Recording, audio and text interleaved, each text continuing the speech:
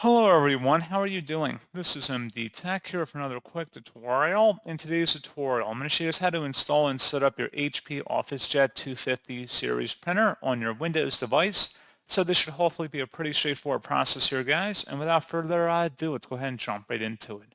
So all you have to do is open up a web browser, and into Google search, you want to search for HP OfficeJet 250 support. Go ahead and search for that. Best results should come back with an HP support page that reads HP OfficeJet 250 Mobile All-in-One Printer Series. Open that up.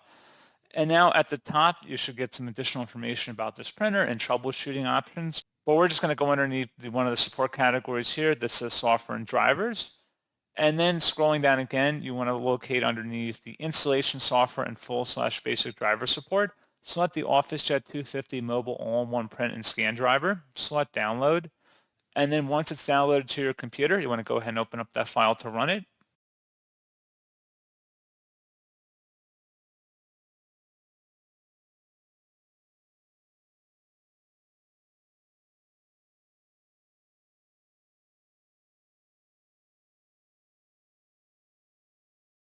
And it may take a moment to extract all the necessary files.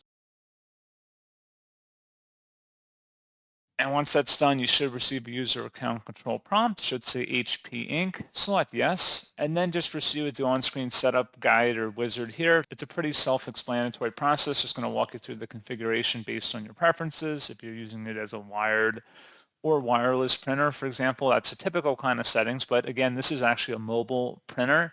So it should be pretty straightforward here about getting it all connected. Again, just follow through those steps on the screen. And then again, you may need to make sure your printer is connected to your home's Wi-Fi settings on the printer itself. You might need to check that out as well. But I think it does walk you through on the instructions here to go ahead and check for that as well. So pretty straightforward process on that, guys. And as always, thank you for watching. I do hope that I was able to help you out, and I do look forward to catching you all in the next tutorial. Goodbye.